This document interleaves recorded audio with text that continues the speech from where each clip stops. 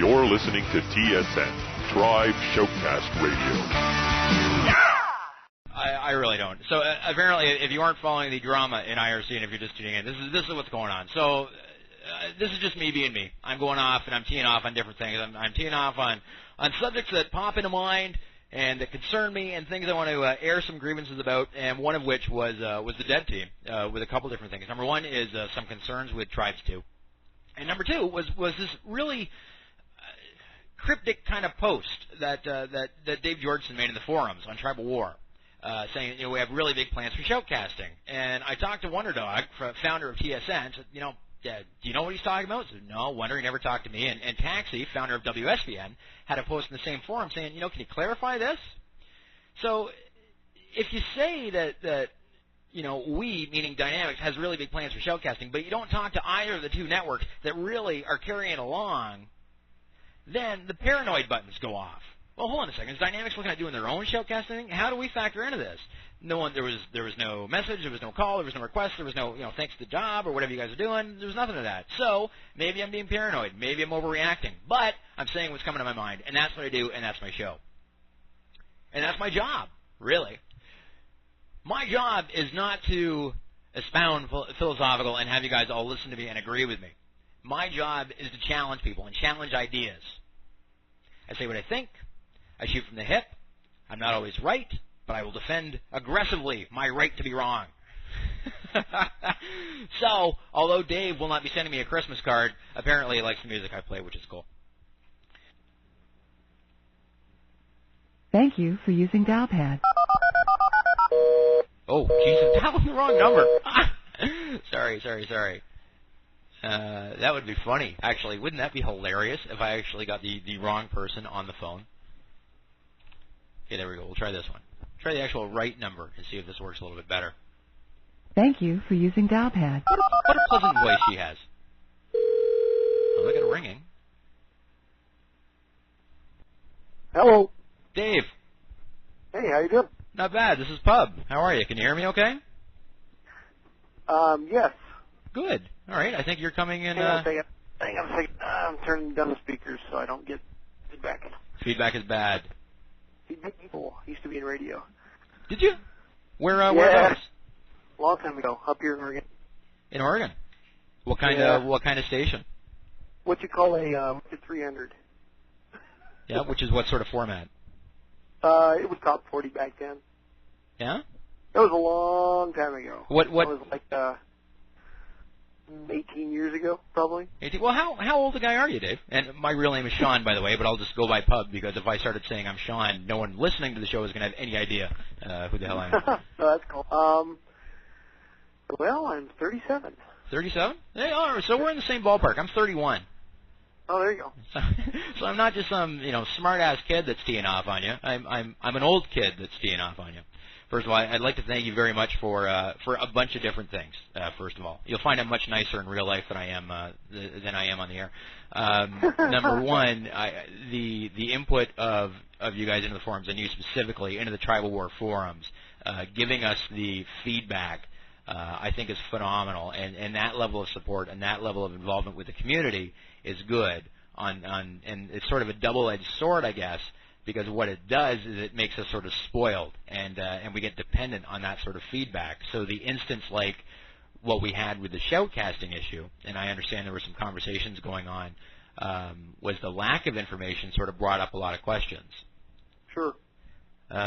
So overall, and obviously this is really on the spur of the moment, and I had actually requested, I don't know if you saw it or not, Tribal War is this weird little feature now where you can send someone a private message. And I had done that for you, actually requesting an interview. Now, I had hoped for weeks and weeks to prepare it.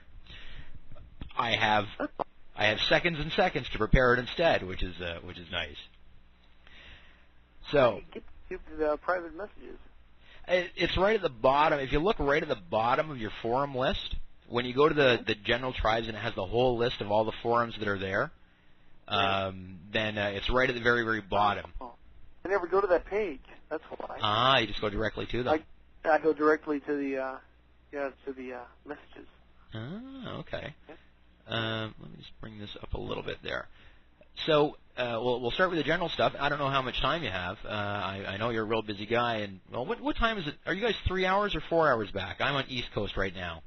It's 10 till 11 right now. 10 to 11. Okay. So you're late in the morning. Yeah. We most of the core TSN guys are Canadian. We're all from the same area around Toronto. So we got cool. that East time zone thing happening. Found your message. Oh, great. Well, I'm assuming the answer is yes then, since we're on the phone. Overall, how are you feeling about the way T2 is developing in terms of the pace? I know the last release date that I had heard was fall of this year. Which part of fall? Are we talking the still hot part of fall, or since I am in Toronto, are we talking the part of fall where you can shovel snow? Well, let me be really precise. Okay. It's fall. Okay. Now is that precise, realistic? Like, is that you're pretty confident you're going to hit that date? Yeah, definitely. We're doing very well. We're working very hard on getting a real kick-ass alpha together. If we get the alpha together, then that means we get to go into polish mode all the way to beta, and then from beta, all we're doing is just bug stopping, and that's the perfect way to do a game, and we're aiming to do it. But we're definitely in alpha crunch right now. Now, is this a back-to-school gift or a Christmas gift, Dave? That would be fall, sir. Okay. No, seriously, I've been in the industry for like over 11 years. Right. And dates kick my ass almost every time, so I just won't do that game. Right. Okay. And I'm I'm not trying to be insulting or anything like that. No, everybody's curious and everything like that. It's just that every time I announce a date and we're over by like say a week or something like that, everybody gets up in arms. So I just don't do it anymore. Yeah, I mean, you can't win that game, right? The Right. best thing you can do is you're actually right, and people go, oh, congratulations, you hit your ship date. I'll say that. Well, you never hit the date you said it was going to be. Quite honestly, it's pretty cool to say something like fall and then ship nice and early in the fall, and everybody's happy. That's true. And if you ship at the end of fall, everybody's still happy. This so is true. It works out. Now, are you happy with the way and with the pace of how things are progressing? Do you guys feel that you are on schedule, and things moving along according to the big plan? Well, unlike most of the projects I've done in my life, we're trying really hard to make sure that alpha is the biggest milestone that we have, which means that everybody's already pulling long hours, and a lot of people are working on the weekends, and that means that we're trying to get everything totally feature complete by alpha. Right. Which is unusual. A lot of people blow off alpha and they work towards beta instead. But my experience is that when you work towards beta, what you really do is you work so that the game is done somewhere after beta, and you really get about 2 weeks of testing before you code release, and that sucks for everybody. You end up with patches and all kinds of crap. Now, and I'm a bit of I play the games, but I'm not by any stretch a software developer. I'm familiar with what the beta process is. What is the difference for the neophytes out there, the difference between the alpha and the beta stage? Yeah, sure. Well, I'll just give you my definition. Just about every company differs on their alpha and beta definitions. In my opinion, the alpha date is essentially everything is feature complete. That doesn't mean it's good. It doesn't mean it's polished. There's lots of balancing still to do. You might tweak a lot of the graphics, et cetera, but all the features that are going to be in the game are in the game. All the game types, all the base maps, all the different kinds of weapons, all the special effects, everything is in, and it's functioning. And then between alpha and beta, when you get to beta, essentially what you should have at that point is a product that you'd be happy to ship if there were no bugs in it. And then after beta, all you do is stomp bugs until you get around to doing code release, and you theoretically have killed all the bugs. And that's the one thing about Tribes, the original Tribes, Tribes Classic, let's call it, that I noticed in contrast to a lot of the other games. Any bugs that were there seem to develop over time. A lot of games, they have the bugs and you notice them right away because they affect playability. With Tribes, it was stuff like, and stuff that you're very familiar with, the happy flag and that sort of stuff, as the guys really dug into the game and found it. So it wasn't so much production bugs as just, holes perhaps in the security, if you want to call it that. I don't know if that's the right way to put it. No, exactly. That's pretty damn accurate. And that's the other thing as well, in terms of kudos. Tribes has been, I mean, it's a year and a half now, and obviously everyone's long since moved on to Tribes 2, and maybe you can actually, I heard this stat, and I'm not 100% sure of it. I recall reading at one point that for every one sold copy of Tribes, there was 7 pirated copies. Yeah. Our marketing has decided to put a spin on it and calling that our incredibly successful aggressive seeding campaign for Tribes 2. And now, go ahead. Well, quite honestly, the piracy sucked for Sierra and Dynamics because they didn't make very much money off the Tribes. Well, I mean, we made money, but not near as much as we could have if the copy protection hadn't been there, et cetera, et cetera. But on the other hand, would Tribes be as successful as it is right now if the copy protection had been there? And to be honest, I couldn't say that it would have been. By having no copy protection on it at all, I think the Tribes 2 will actually be a much bigger game than we probably could have expected otherwise. And I think that if Sierra was going to do it over again, they would do the same thing, because the amount of hoopla and hype and stuff like that that's over Tribes 2 right now, considering the fact that we're not moving to alpha, is a great thing. And when we're able to put together a good game that people can actually play, I think that we could have a very successful game on our hands. And now for the people that don't know the development process, of which I would be one, how difficult is it to convince, and I guess in this case it would be Sierra, to do a sequel, to invest that money?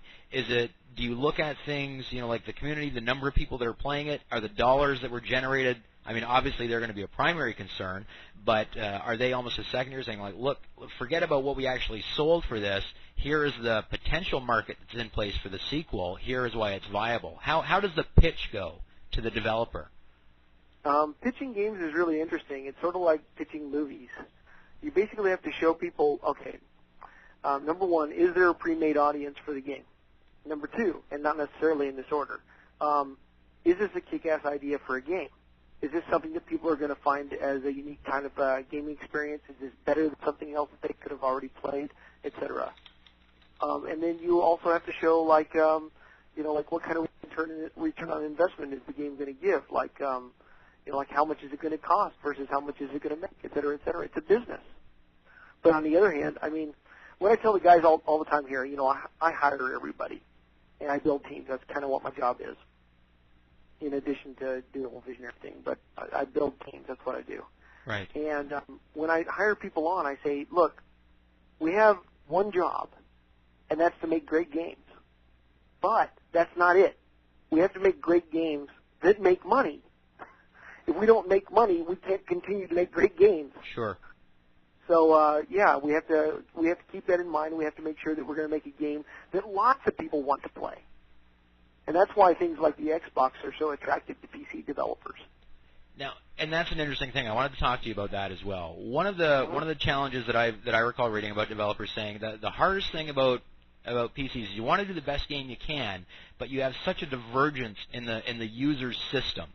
Right, you have the low end system, and you want Joe Blow on the 166 to be able to run the game, but you want to be able to give a rewarding experience to the guy with the overclocked Athlon Thunderbird, and so there's such a divergence there and such a mix of hardware that something like a console has a lot of appeal because you know exactly the format, you know exactly the hardware specs going in. So what you do is you focus the game on pushing that to the limit. Is that inaccurate? That's absolutely accurate. I mean, you cannot believe what a hassle compatibility is on the PC platform. I mean, back in the old days of doing DOS games, it was relatively easy. You had a couple sound cards that were a problem, and everything else was easy. But then, by the time I was doing Heavy Gear 2, and we were doing hardware only, and there was like 100 video cards and 20 sound cards, and yada yada, and it just gets worse and worse.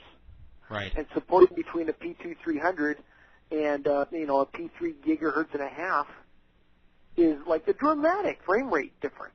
Sure. And of course, all the different video cards and such on their own. So yeah, you're definitely right on the button. Developing for just the Xbox is a big deal. Plus, there's the fact that anybody that had an Xbox could, essentially use it in their living room, and a couch is much more comfortable than a computer, usually. And and there's the fact that if it sells well, if it does like PS2 kind of numbers, then you can sell 1 million units instead of 100,000. Now, and that doesn't suck. And no, that doesn't suck at all. And let's get you to project a little bit. Now, when Xbox becomes a reality, and I guess at this stage, I guess you'd call it vapor hardware to a certain extent. Is it the primary development platform, and then you port it from the Xbox to the PC or to the Sega or to the PlayStation, or is the PC the primary development with an Xbox port? If I'm getting the jargon right, I'm right. No, talking your to my jargon hat is definitely here. right. Okay. No, your jargon is completely right. Well, okay, we don't know because obviously the Xbox doesn't exist, but I think the theory would probably be you develop for the Xbox first initially, because it's a pretty fast system. I know what the specs are, but I'm not allowed to say what they are yet. Sure. It's a pretty fast system, and it's essentially a PC in a box, right? Right. You've got a joypad instead of a keyboard. So you develop for the Xbox, and then it just runs on the PC. So at the beginning, you could just turn around and sell it on the PC. Now later, like when the Xbox is a year or two into its life cycle, that's a little bit different because the PC will continue to grow and continue to be faster and faster. And when you get a PC that's like 3 gigahertz, and the Xbox is say back at 500 megahertz, which actually it's faster than that, but that's what I'll say for right now. You probably would have to say develop for the Xbox, and then you would want to accentuate and enhance all the features, and you'd have to design with that in mind when you were setting it up initially. I think that's the way it might go. And now, but there's a trade-off there too for development costs, right? Because you can't do it becomes less financially viable to do a fully customized port to each platform. So you want to have sort of the most common base that you can, and that's what makes the porting of it, and that's what makes the whole issue financially viable and appealing, isn't it? Well, the funny thing is, it's all conjecture right now. Prophesizing what the industry is going to be like in 3 years after the Xbox launches is going to be really difficult because I don't know how the Xbox is going to affect the PC market. Right. How many developers are going to defect? Well, not really defect, but how many developers are going to go primarily Xbox that are doing PC right now? I don't know. If the Xbox is incredibly successful, we might see a lot of people doing nothing but Xbox because the compatibility hassles are so big for the PC. But on the other hand, I think that's a mistake because there's a lot of people that are not going to want to buy an Xbox if they already have a PC. Yeah, sure. I mean, well, I'll have to admit though, the Xbox would probably be a lot cheaper. I mean, the way I upgrade my PC, I don't know about you. Now, and you had mentioned something, and I'll get off the Xbox thing in just 1 second. You had mentioned that you already knew sort of what the specs were. So is that something the Xbox, in terms of Microsoft, is looking to people already starting to develop now with the Xbox in mind? So you guys already know kind of what the specs are going to be and what it can and can't do? I've pitched a game or two on the Xbox already. Oh, yeah? They have to, Try 3? They have to, I can't say. But that process is, well, it's sort of like pitching for like the PlayStation or something like that. You pitch the product, it goes to Microsoft, they decide whether or not that's a really good product or not. They give you feedback, you change your design, et cetera, et cetera. So we're still extremely early in that process. Excellent. Yeah. Now, one of the I've got people, as you can imagine, in IRC firing questions at me that they want me to ask you, and I want to honor the audience. Of course, that's why we're all here, is for the listenership. And some of the stuff you've mentioned in the forums, but I guess just to hear you say it. One of the things that I've been concerned with some of the stuff I've read and seen about Tribes 2 is it seems to be trying to be more, for lack of a better word, newbie friendly. I understand that Tribes had, or is at least perceived to have, a very large learning curve coming in. Is it something you are trying to cater to not the diehard top 20, Tribe clan player, but for Joe Public on the server? Well, actually, this is something that we go through almost every day when we're designing features and tweaking things. what I do is I say to the designers that will come in and they'll be giving me, like essentially what you're talking about, like the top 20 clan kind of feature. And I'll go, dude, that rocks. That's a really great feature. How can we make it so that it's incredibly intuitive to the casual player at the same time? So what we're trying to do is not to make the game easier, but to make it more intuitively obvious that these features exist. Whereas, like in Tribes 1, a lot of this stuff was really kind of hidden. It was really hard to figure out a lot of the things that you could do on the command map, etc. We've spent a lot of time recently going through and redesigning the command map so that there's actually a lot more functionality than there was in T1, but it's easy to understand. It's like, click on a player name, double-click on an object, and it gives you, repair that turret. And it gives that command to a player instead of having to, type that out. We're doing a lot of things like that so that it's just, click, click, click, and you've given a command. And then they can acknowledge it or not, and they'll acknowledge exactly that command. So it'll say, you go, Uber Bob, repair base turret 1, and that you did that with, 3 clicks. And then Uber Bob can say acknowledged or not, and when he says acknowledged, he'll say, I acknowledge that command to repair the turret on base turret 1. So it's not so much... Go ahead. He does that with 2 clicks. So it's just bam, bam, bam, and you're giving commands. If you wanted to play Team Commander, if you want to go to, you're playing one of those league matches, and you want to be the commander that does nothing but watch the tactical situation and tell teams where to go and stuff like that, you can totally do that, and you can do it way more effectively than you could in Tribes 1. And Natural always used to do that in pickup games. It ticked me off. Well, you can always mute him. You can mute your commander. That's interesting. So to paraphrase, then, it's not so much that you're taking features away; is you're taking a lot of the features that are there, and you're trying to make it easier and more intuitive for not just the newbie, but for even the veteran player to do and utilize quicker.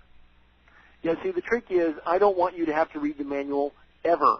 Good. If you never have to read the damn manual, then I did my job. Okay.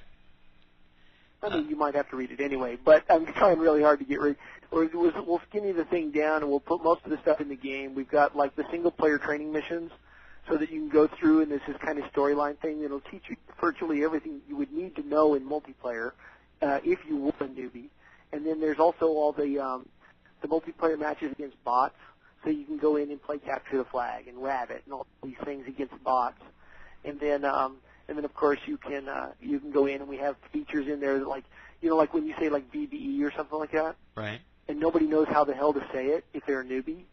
They just don't get the voice line commands. Right. Well, we're doing simple things like when somebody else goes VBE and it shows the text string. Well, right before the text string, it'll say VBE. Oh, okay. That's interesting. Yeah, so the casual user can go, oh, that's how I say it. And then after you know all the voice line stuff, you can toggle that off so that it doesn't annoy you anymore. So now what happens, so does that take away the custom chat menus? Or if I can still do a custom chat menu in Tribe 2, and I know that's been one of the big things a lot of people like doing, number one, can I still have a custom chat menu in Tribes 2? And number two, if I have a custom Tribes menu or chat menu and it says this is the keys I did, is that necessarily going to mean anything to him? The cheat keys, or not cheat keys, but where it says VBE, right. That will only be for the standard ones. If you make your own, well, honestly, people don't care what you're pressing. Right. If you're pressing TX3, well, they don't want to know that. It doesn't help them. Right. Okay. Now, how about so that's some of the more, and I guess let's call that interface stuff. Sure. Now let's talk about some of the gameplay issues and features. One of the things that I was off on a little bit ago, and you might have been listening at this time, was the mind disking, for example. That sure. sort of stuff. And I remember, and I think you and I were actually talking, not directly, but via the forums about this particular feature. And it evolved into kind of a silly, at what point is the thing explosive or not? But the simple fact is you can do a mind disk in T1, and my understanding is you won't be able to do the same sort of mind disk in T2. Number one, is that correct? And number two, why the change? Sure. Yes, it's correct. You won't be able to do mind disking the way you're used to doing it. And this boils down to the fact that Tribes 1 was successful. more successful than I think people anticipated. And we expect Tribes 2 to be really successful also. Now, since Tribes, you heard me. Since Tribes 2 is going to be really successful, and I honestly think it will be. It's a good game, and I think that, like folks like you are going to keep making it successful and that it should be a big hit. What we have here is the opportunity to really build a franchise. And by a franchise, I mean essentially using Tribes 2 as a cornerstone to really expand that whole Tribes/Star Siege universe and do like several games in it. Well, since we want to do that, I want to do that. We'll see if it works out. What we need to do is start making things in the game make sense. Okay. And the more they make sense, the easier it is to make future games. And so we're going through and doing things like, the lights are supposed to be faster than the heavy. So we're tapping the heavy skiing. Mine disking doesn't make a lot of sense because if it was explosive when you threw it, it would blow up when somebody hit you with a disc. Right. Like if you were just carrying it on your belt. So we're going through and we're doing some of those rationalization things wherever they don't seem to greatly affect game balance. If you don't have mine disking, then you can't mine disk. So it does affect game balance. But on the other hand, it doesn't make mines ineffective. And it doesn't make disks ineffective. It makes a specific tactic that didn't make sense within the world ineffective or invalid. And we're going to do that occasionally here and there where we see like a glaring hole. Now, right now I'm even trying to rationalize things like spawning. Wish me luck.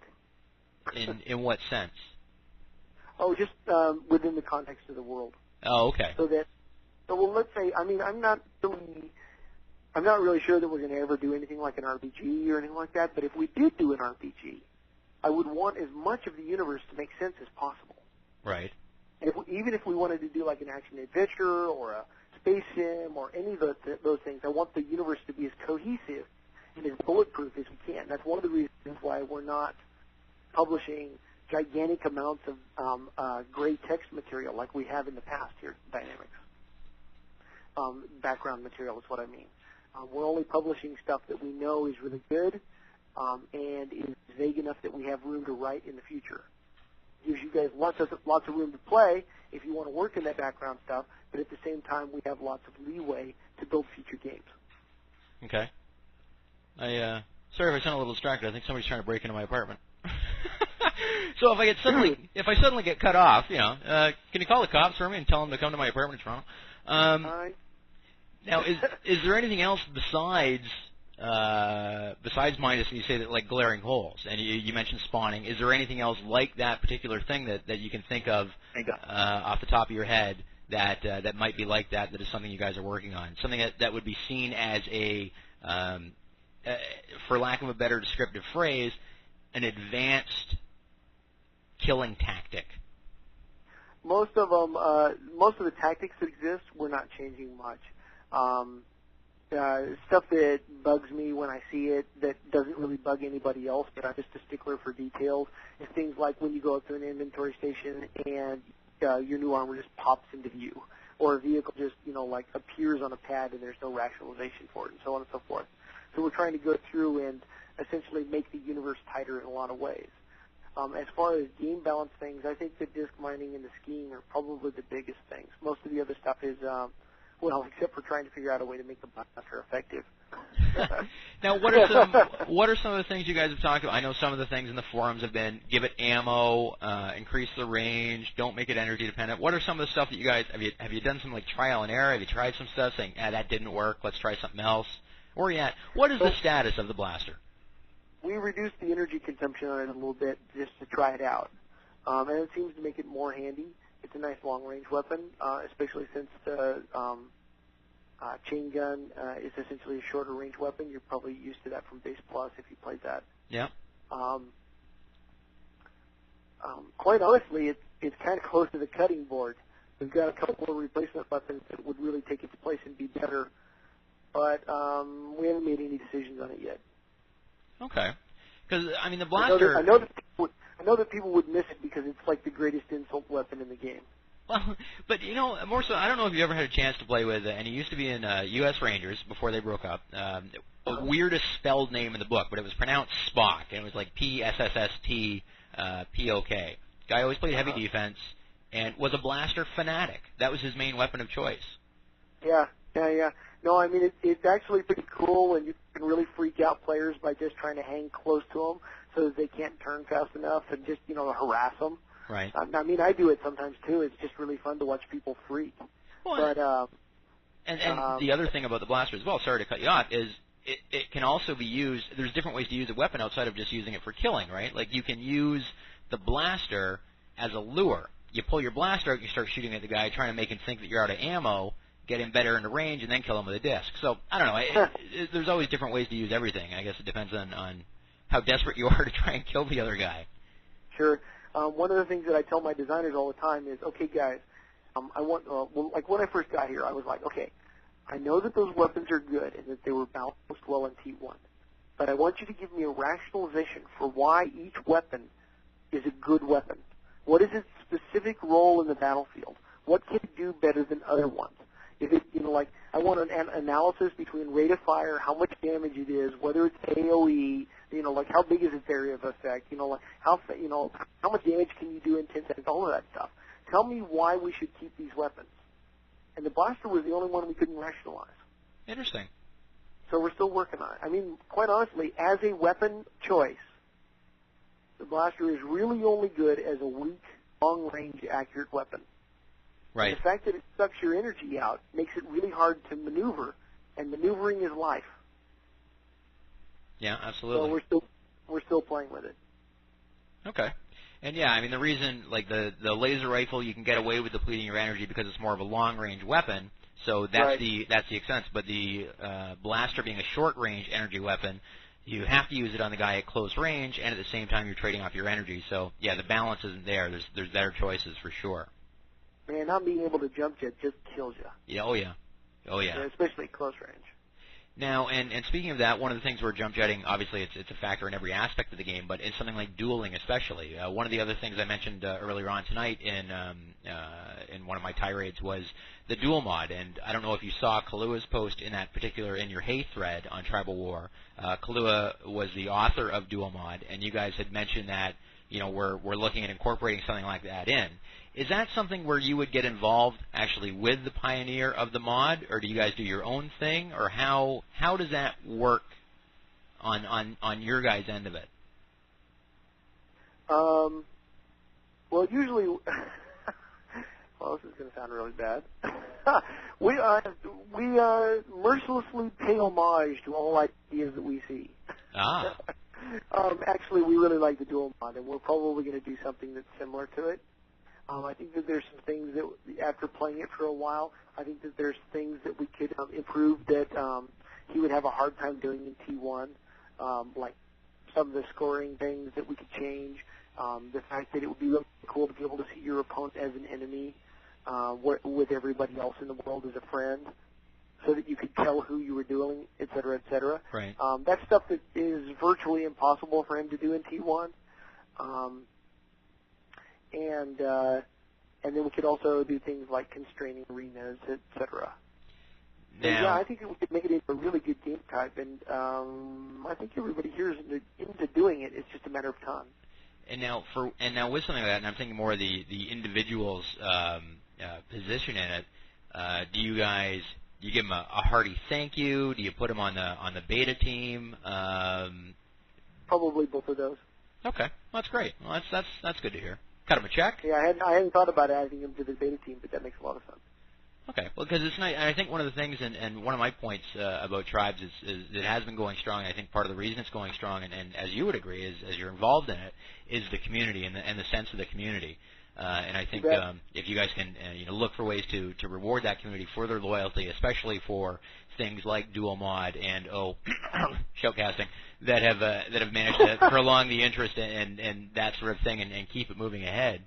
I think that's worth something to you guys, because it's the community working on your behalf to perpetuate the mystique and the appeal of the game. I love showcasting. I watched the U.S. West versus the Netherlands. Yes. Was it Netherlands? U.S. Finland? West versus Finland. Yeah. Finland. I Okay, first of all, do you know anybody in the U.S. West team? I know them to play with them, yeah, but I don't know them personally. Well, it was a God. Never mind. I'm not going to say anything. I'll piss somebody off. I do it all the time. Hell, I did it with you earlier. Well, actually, I didn't hear most of it, so thank it worked God. out okay. One of the things I don't like about showcasing right now, or I think that I would like to help you improve, is the fact that you kind of have to see it all from one point of view. Right. You know, that's all you have is that demo mode. And we're trying to put in some stuff to allow you to be able to possibly have alternate camera views, be able to jump around, do those things, and make it more into a production if you want it. Ah, okay. So now, and does that imply, and you say more of a production, I hear production, and despite the fact this is radio, I hear production, I think TV. So are we looking at a visual aspect? Yeah, being able to essentially switch viewpoints and move around and do things instead of just always being from one point of view all the way through the demo. Okay, that's great. And there's definitely a lot of ways it can be improved. I mean, essentially what we're doing when we do our when we do our little shtick here is we try and do the best job we can given the constraints. And if that's something that I know the observer mode, you mentioned that the observer mode is important. I think it was definitely it wasn't a key feature of Tribes 1. It was there. And I don't think you guys necessarily anticipated the ways that it would get used. So it's good to hear that sort of stuff developing. There's lots of room for improvement there. Quite honestly, of course, we have to get the game done, right, and make it really rock, and then we can work on showcasing features and observer modes, things like that. Which is probably why the observer mode didn't get a huge amount of time in T1, is because they were pushed all the way to the wire, and then it sort of just got in. But I'd like to make it a focus because we could use it in a lot of areas, including things like professional gaming leagues. Excellent. Okay, yeah, and I think that's a vision, and I know you were in the hot seat with both Taxi and Wonder Dog there in the Tribal War channel, and I think they were grilling you a little bit while I was doing the rest of the show. So I'm sure you got some of their concerns out, and hopefully there can be more dialogue about that sort of stuff. What is one of the cooler new features of and like the mission editor sounds great and that sort of stuff, but in terms of gameplay, what's happening in Tribes 2 that you sort of look at and you go, you know what, that's the bomb. That is absolutely great. Guys are just going to love this. Well, that's kind of a toss-up. Well, vehicles make a big difference in the game now.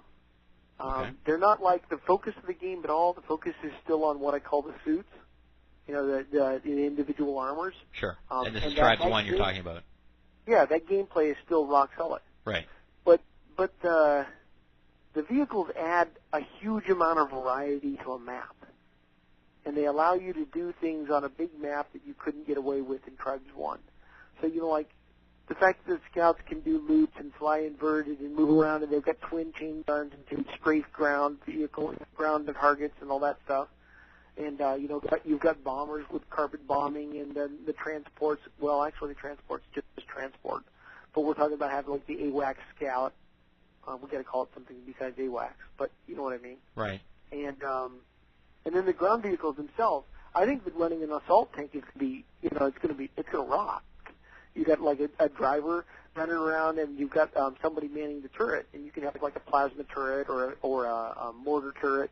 So you can either be artillery or a tank. And then of course one of the things that I think is really going to change gameplay a lot is the mobile point base, because the mobile point base is essentially just a big vehicle with an inventory station on it. That's really what it boils down to. Okay. And of course good shielding. And that doesn't sound like much. But what it means is that you can roll out into the field, and this isn't a portable inventory station. It's a base inventory station. So you can buy anything from it. Right. Including like deployable turrets and all that stuff.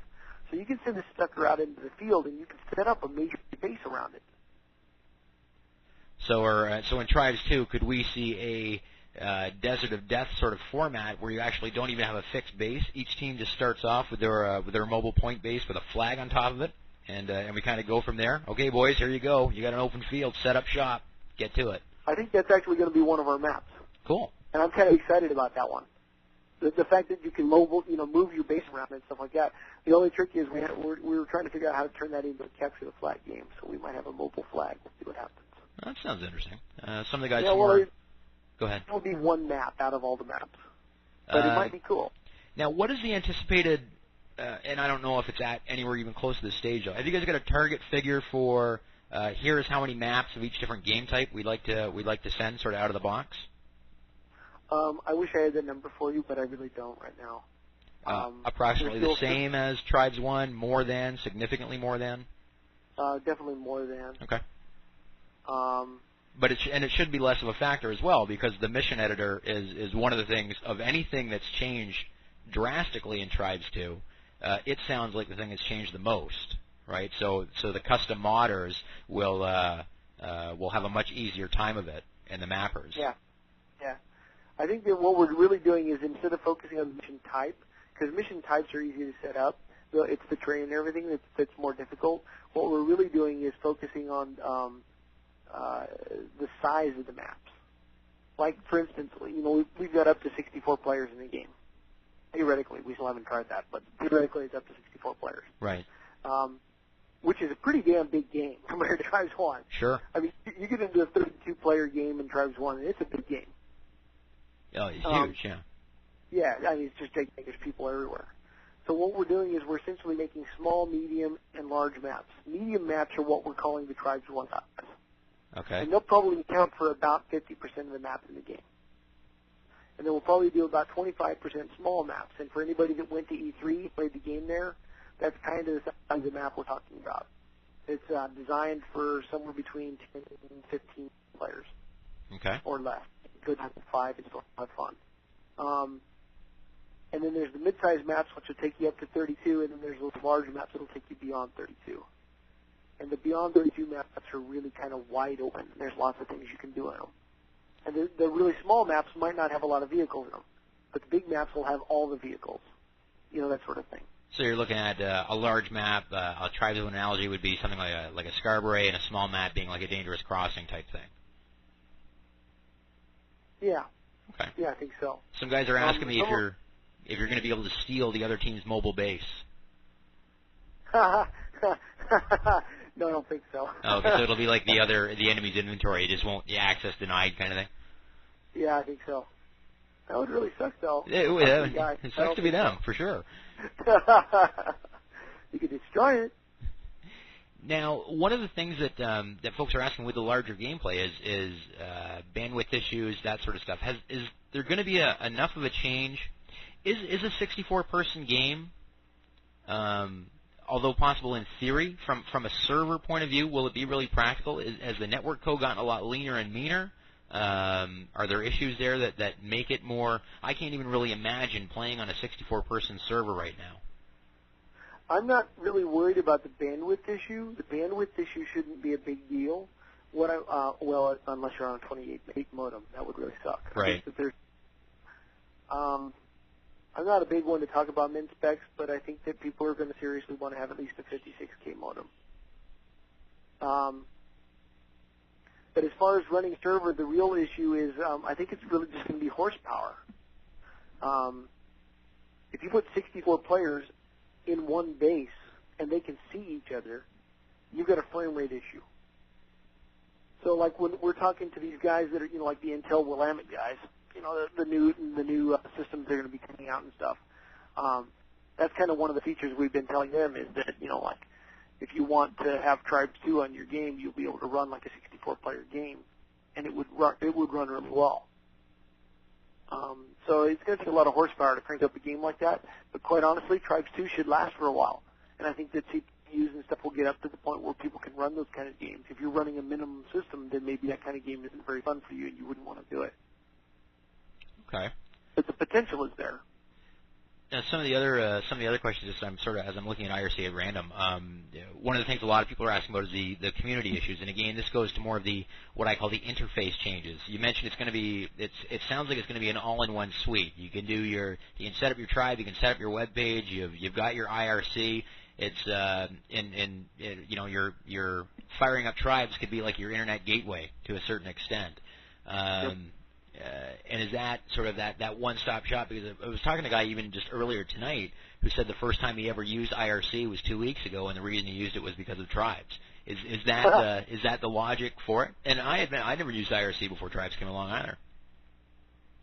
Yeah, I think that people are going to the web community that we're going to have in Tribes 2 is one of those features that is going to make a fundamental difference in the game, but is damn hard to actually explain to people. Right. People are like, that's not sexy. I don't want to hear it. Journos and stuff, Yeah. But it's basically, it's like this. Okay, you want to set up a tribe right now. Or let's start with even just joining a tribe. You basically have to find out that the damn thing exists. Then you have to join a game where somebody's in it, and you have to say, okay, what's your web page? They deign to answer you where their web page is, and you go to their web page. Then you have to send an email and ask them to be in a tribe. Well, we got to thinking about that for a while, and we're like, we've got this great team game experience, but hardly anybody knows how to join a team. Everybody's just pubbing it all the time. Right.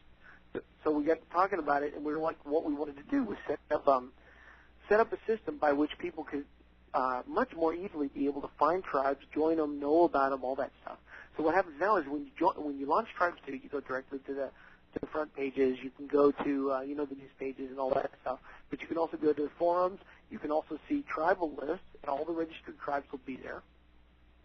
You can find out information by them by just clicking on it or double-clicking on it, and you'll go to the automatically generated web page for that tribe. Now, on that web page can be links that go to, the really cool one that somebody set up off-site. But what it really does is it makes kind of a yellow pages for all the tribes in the game. Okay. You get it? Yeah. Okay. And then if you wanted to join it, all you have to do is, say, I'd really like to join. And then the tribal administrator will get a message from that guy saying, hey, I'd like to join your tribe. And he can say yay or nay. The other way around is, say you want to just create a tribe. You can just hit the Create Tribe button, and it will automatically generate one of our web pages. It'll show, the details, and you fill those in. And then all you have to do is start recruiting people. If you get, 10 people or whatever we decide in the 5 days or something that we allow, then your tribe exists. And if it doesn't, then it automatically gets deleted. Now you're saying a couple things here, so I want to ask a follow-up question. You say that that we allow that in facilitating all this tribal creation. Does that also imply that you are facilitating a place for the tribes to play? Are we going to have a dynamics ladder? No. We talked about that for a long time, and what we didn't want to do was set it up so that dynamics was the only place to play, because we would have had to set up a ton of servers. Sure. What we want to do is, number one, we want to make sure that you guys can still set up servers for a couple reasons. One of them is that way we don't have to worry about our servers going down all the time and stopping you from playing, which would suck. Right. And secondly, and this is actually really critical, is if you guys set up local servers all over the place, then the ping is in your local area. Right.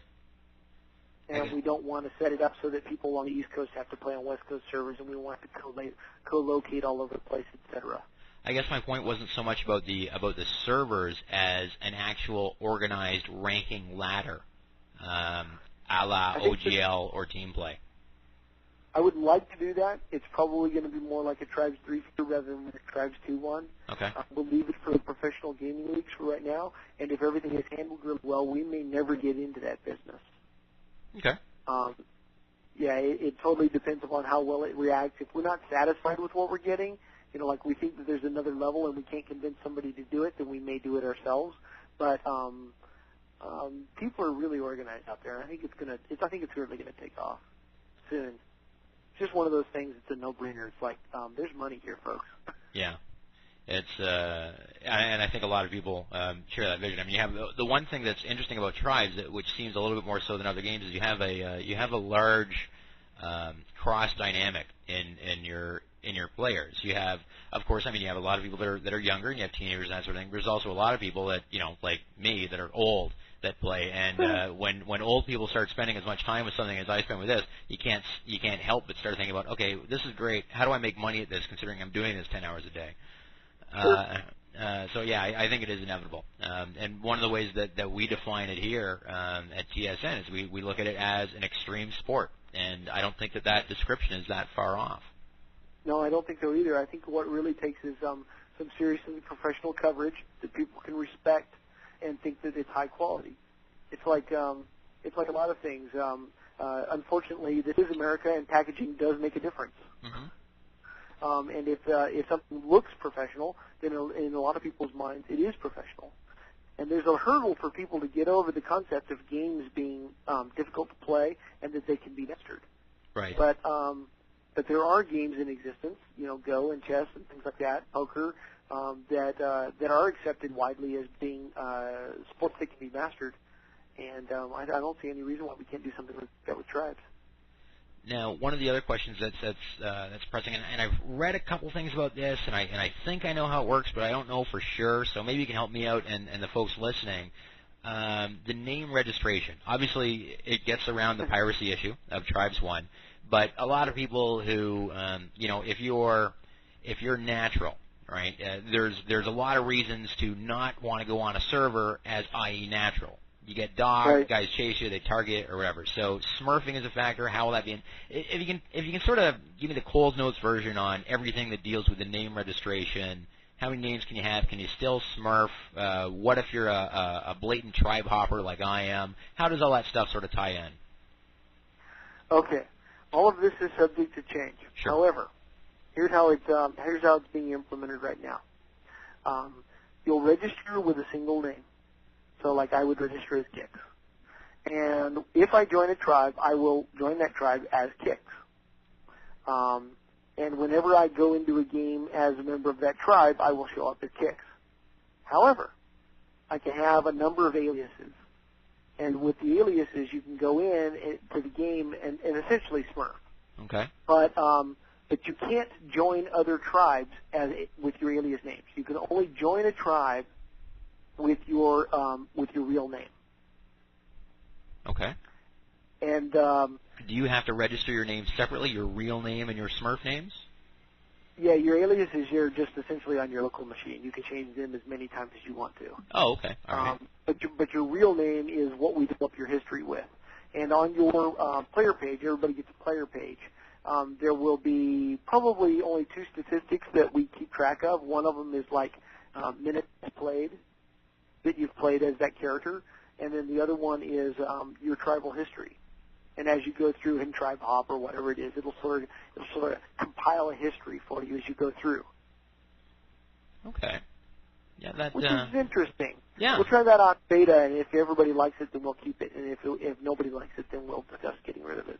So kind of like a lifetime stats thing, is that? Yeah. So like Except we're not Unreal going to Tournament, do the a lot of NG lifetime. stats. Yeah.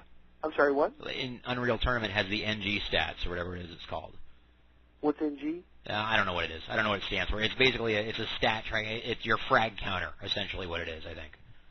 Yeah, I don't think we're going to do that kind of stats. We talked about it a lot. It requires a huge database, a player database, if we wanted to do that stuff. I think we'll just keep things like minutes played, and then if tribes want to use it for hey, you can be in our B squad if you've got 200 minutes played, but to be in our A squad, you've got to have 1,000 minutes played or whatever. They could use that if they wanted to. And then they could also look at your tribal history and go, dude, you change tribes every week. Right. We don't want to spend any time with you.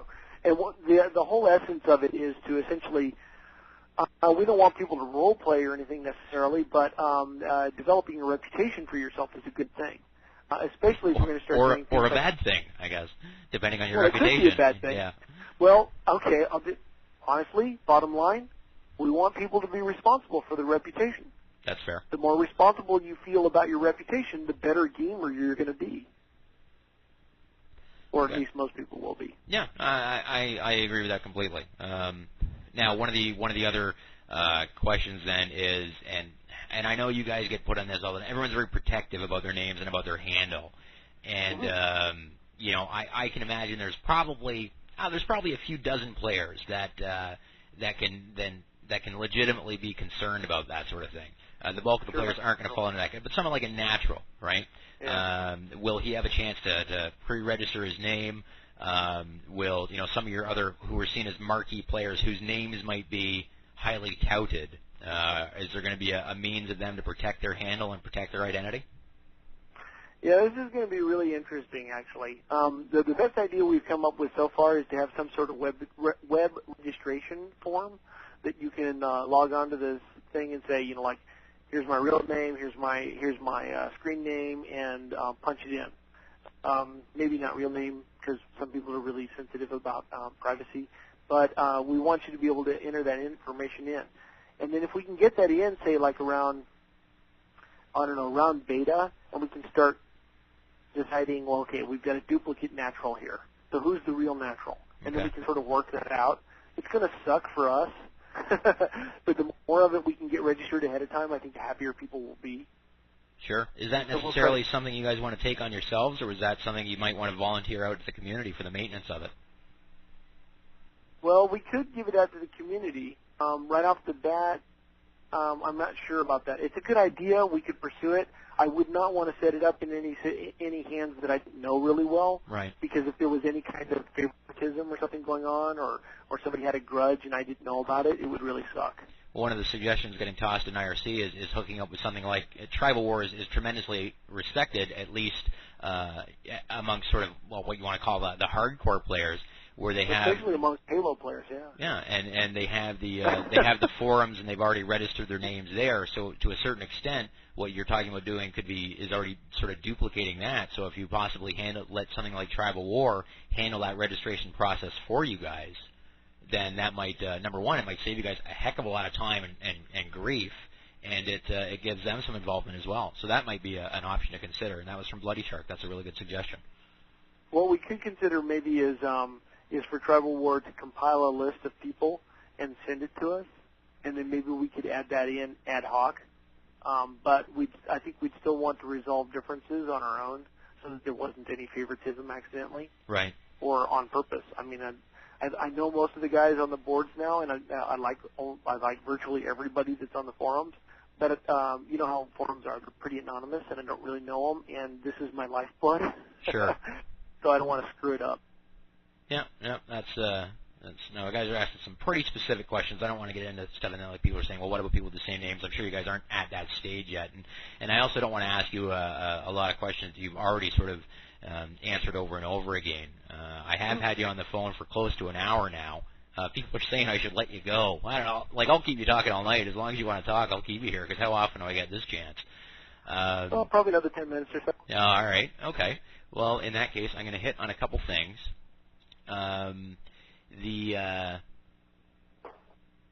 In terms of what are some of the things, and now let's talk about Tribes 1.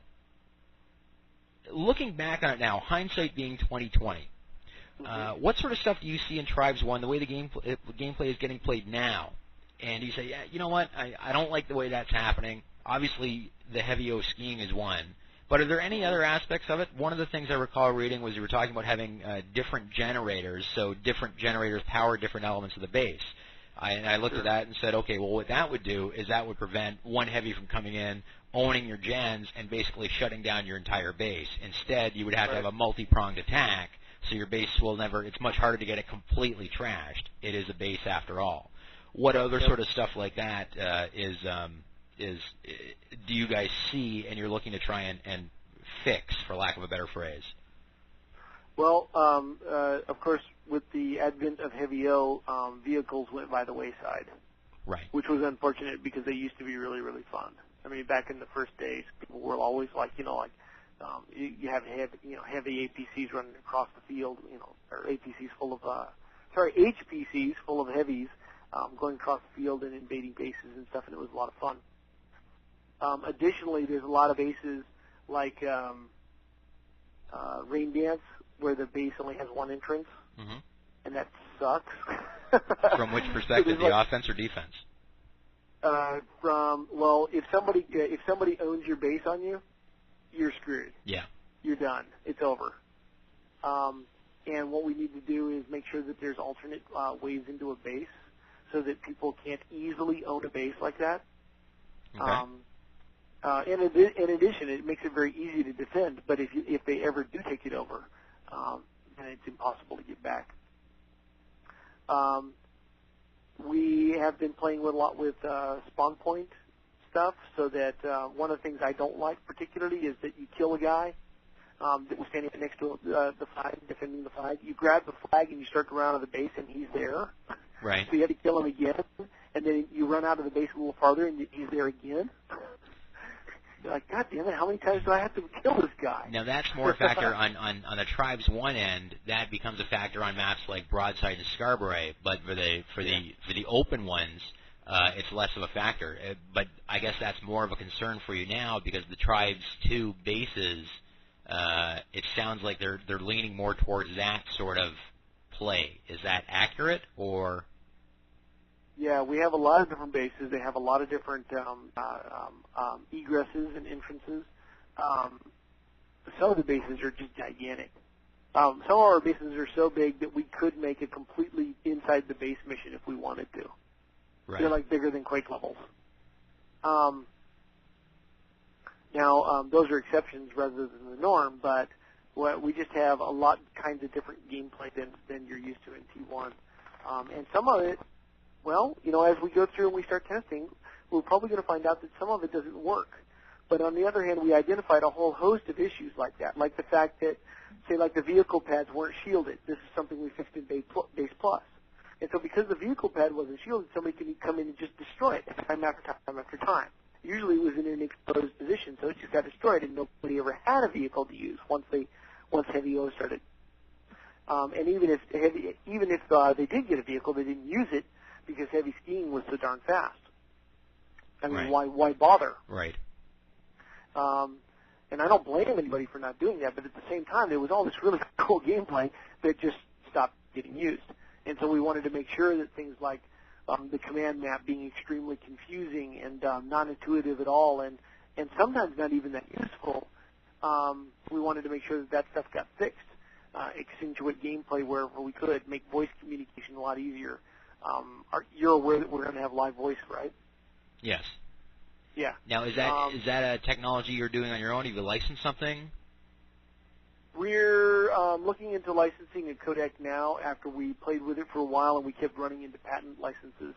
Right. It turns out that, what the hell's the name of that company? Gigantic, huge company. Microsoft? No. Oh, yeah, that's right. They aren't gigantic and huge anymore. I forgot. Yeah. No, I'll remember it later. But there's a very large company that owns a lot of the voice codec patents, and we didn't want to mess with them, so we're just going to license.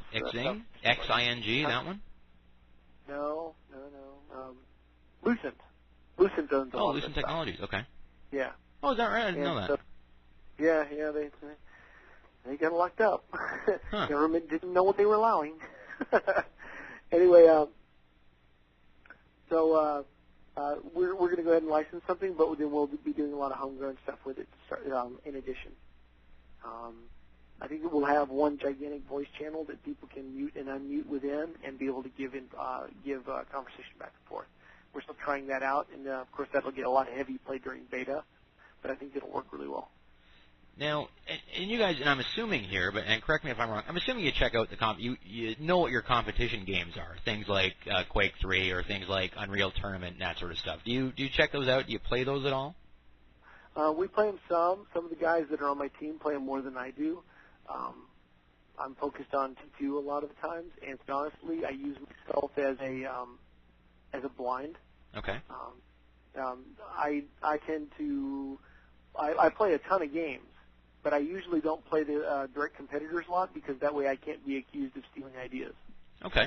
And that's just my personal preference. And my designers will go ahead and play those games, right. but I don't play them a lot. Now, and this sort of ties into that. This is a rip-off an idea. One of the things that Unreal Tournament does is it has gameplay. You can essentially set the game speed from like sort of novice to hardcore, and this doesn't reflect on the skills of the bots or whatever. And you say you don't play it that much, so I'll explain a little bit more to you. But it's essentially a pace of play thing. So your normal mode is 100. Now you can play a hardcore mode, which is like 120%, which means things move faster, you can jump further, all that sort of stuff. With some of the discussions that's going on about skiing and whatnot, and I think a lot of people understand why you want to make it user-friendly for the new user. But again, there's still this core, hardcore group of people that are really hooked on the speed of the gameplay. Would there be something like that, or have you guys even entertained that idea of having some sort of sliding scale so you can have the same game and maybe skiing at the base level is X, but for tournament mode you can make it so it is skiing like you can ski a little faster. It's more of a hardcore type mode. Any thoughts like that, or has that come up in any of the discussions? No, that particular idea hasn't come up.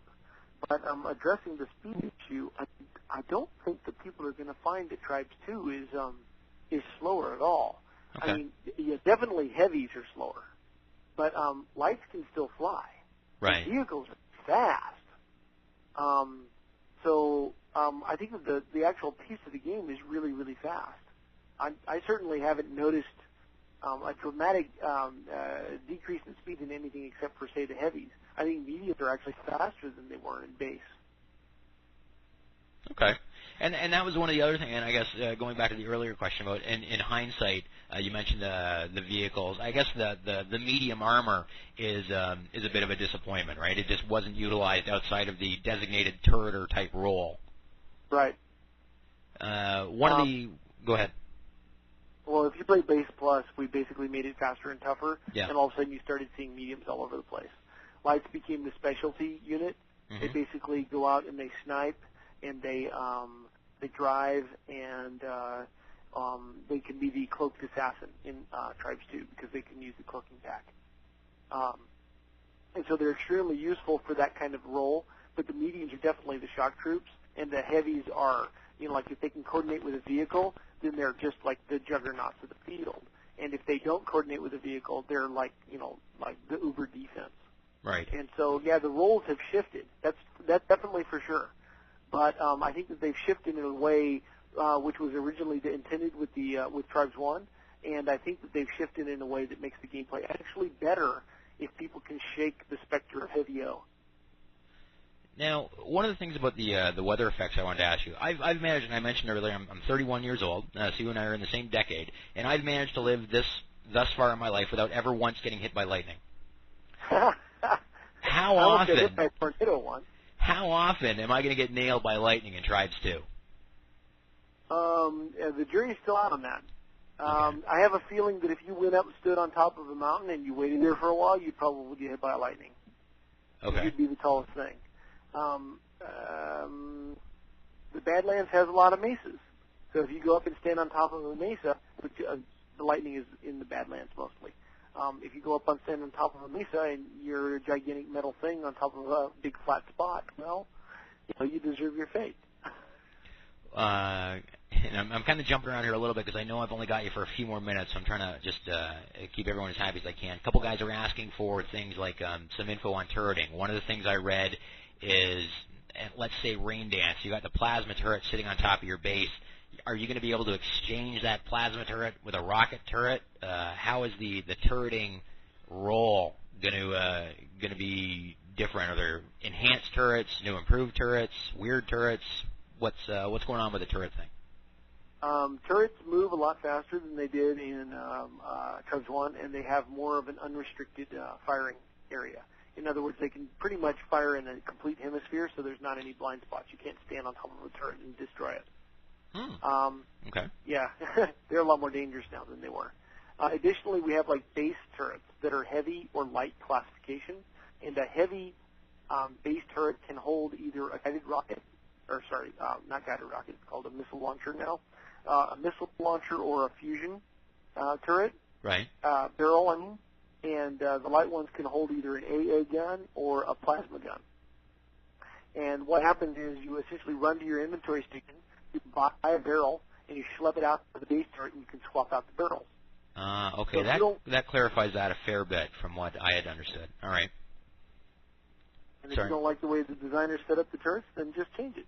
That's interesting. Okay, yeah. I don't know if that was my misunderstanding or just the way it is relayed. I mean, obviously, one of the things that we do is everything comes from. It's very rare we meaning the community, get a chance to talk to you directly. A lot of it we get through. Through Thresh's firing squad or through all this sort of stuff, and sometimes they paraphrase or take things out of context. a lot of the times these guys aren't hardcore players, so they might not even be getting the jargon right. So they explain things in a certain way, and I kind of read it and I go, that doesn't make any sense. But that clarifies it. So it's more it's not like you can replace a plasma turret with a rocket turret. It's more what makes more sense in a more moderate type of change, I guess. Right. And plus, I don't blame you for not understanding it completely because I just gave you a bunch of information I hadn't actually told anybody before. Oh, cool. Well, there you go. For the folks listening home, there's exclusive new bits for you, and I'm sure there's been a few. Actually, been a lot of that tonight. That's great.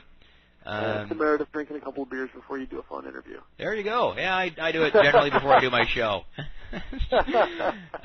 You had mentioned about 10 minutes ago that you had about 10 more minutes, and so I do appreciate you taking the time. If you can tell me that you got a few more minutes, then I can stretch this out. I basically do this show till about 3 or 4 o'clock in the morning my time, so I'm not packing it in anytime soon. But if you got to go, I understand and respect that. Let's do one more beefy question, and then I'll take off. One more beefy question. Who is your target audience for Tribes 2? We define, and I'll explain this a little bit. Okay. We define the community, and I think, I'm a member of a top 20 tribe, and I've been a member of top 10 tribes before, and we like to think that we are the community, right? It's the hardcores, the guys on the OGL ladder that get into it on the pickup games, and what you might call your elite players. We like to think we are the community, and but I get the sense from everything that I'm seeing and hearing that is not really, that's an element of the community, but it's also a minority of the community. So as far as dynamics is concerned, the ones that you guys are focusing at and the ones that you're targeting are the guys that are playing on one net and again, what I call Joe Pubber. Right. Well, here's the interesting thing, and I have to make a long answer to this. So sure. It was a long question, so. PC profit lines have been diminishing over the last 5 years. The trick is that we as gamers, and I include myself on this because I'm just as bad as everybody else, have been getting more and more experienced, more and more jaded. Okay? Okay. So that means that the games that come out that are going to be in the top 10, the really big sellers, have to have all kinds of depth, and they have to look phenomenal, et cetera, et cetera. And what this means is that we have to spend more on the games to make them. Right. We have to hire, really large art staff. We have to hire really veteran people, and veteran people come with higher price tags. So that means we're ending up spending more and more and more on the games. And then a lot of the times, because we make the games difficult to learn, or they're too for instance, my Heavy Gear 2 game, it was too core for a lot of people, and so it didn't sell well. And so what ended up happening was we made a great game, and we spent a lot of money on it, but we didn't make a lot of money, and so there wasn't going to be a Heavy Gear 3. In fact, I just canceled it. Okay.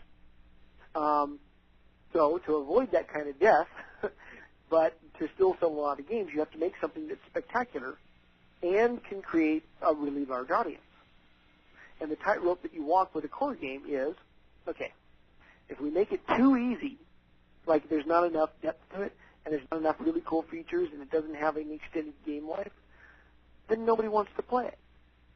Yeah, sure, you sell a bunch of stuff for 2 months, and then it falls off the shelves, and nobody ever wants to buy it or play it again.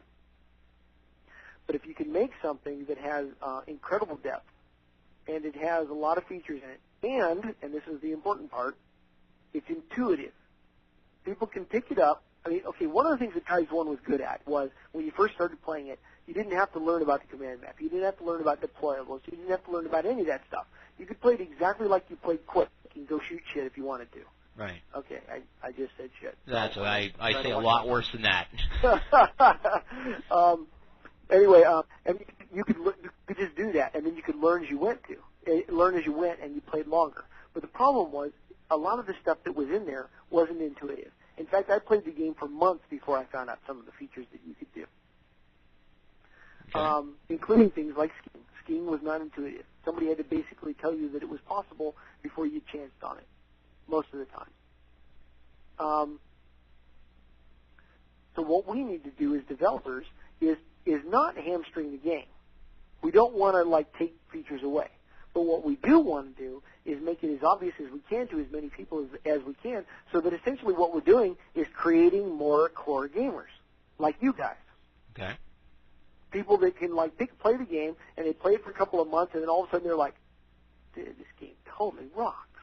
And they're just, they're getting into it, and they're being able to play on teams, and we're making it so that the team games are much easier to access, so you can be on teams. And because you can track games played or minutes played and all that stuff, you can actually get into groups that are of your level. And if we encourage that kind of team play, then what we're doing is we're encouraging more teams to exist, sort of like slow pitch softball or something. There's all kinds of different grades of leagues. Make sense? Yeah. Okay. And then once that happens, you're going to keep getting better and better and better gamers. And then as we go forward and we grow this into the kind of franchise that I want it to, then, the gameplay just continues to get deeper and richer, and there's different areas. I mean, I would like to see it to the point someday where we're doing a game that's complex enough that somebody can be like the total elite pilot. That's all he does is pilot. He's like the best pilot that exists, because we've got like this incredible flight model and all this stuff, and he's just like the uber pilot. And then there's somebody else who's like the best tactical commander that exists. And if we can get into that kind of thing, well, I think we could just have some phenomenal league kind of games. So, yeah, I'm not trying to hamstring the game at all, and we're not trying to sell to the mass consumer. But what I am trying to do is make a game that's seductive enough that all of a sudden we have way more core consumers than we used to. Okay. Make sense? Yeah, no, that makes a lot of sense. Cool. Okay. All right, I'm going to let you go, and okay. and I do appreciate you taking so much time and speaking with us. That was an hour and 14 minutes we were on the phone here. One thing I would like to mention, and you don't have to give me an answer now. You can think about it. You figured out the private message thing now in Travel Wars, so you can get back to me. We do this show every week, and I mean, if you ever want to come back and join us, we can do this again. If you want to give us a recap and let us know what's going on. Hopefully you enjoyed yourselves, or you enjoyed yourself, and that wasn't too mean. That might be fun to do after alpha. All right. And maybe we could begin after beta or something. Okay, absolutely. That would be great. Well, cool. Thank you very much, sir. I appreciate it. And you get some sleep, or go hit the forums, would you? I'm sure you've probably got a few questions there now. Have a great night, man. All right, thanks. Thanks a lot, Dave. See you around. Bye now. Bye.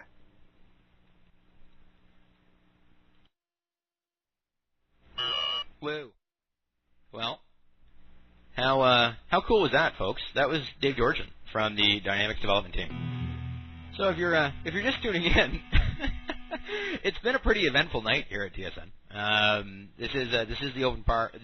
I am your humble host, Pubknight. We've had a full evening all the way around. Earlier we had Poe, Pissed Off Ewoks versus Jams, in a challenge for number 5 on the OGL, and Poe was successful, prevailing in 2 maps over Jams, winning Rain Dance 8-0 and winning Stonehenge 6-2. Well-fought maps, both. We had a post-game. We had some technical difficulties, but Wonder Dog jumped up and recorded it, and we were able to play that post-game interview with you.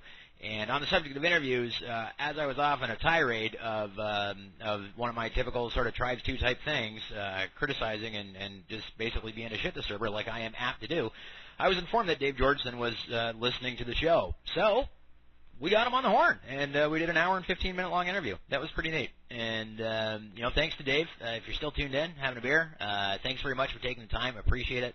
There was some good info there, I hope, and I think we cleared up some stuff that hadn't been clear to me previously, and hopefully you guys found it useful.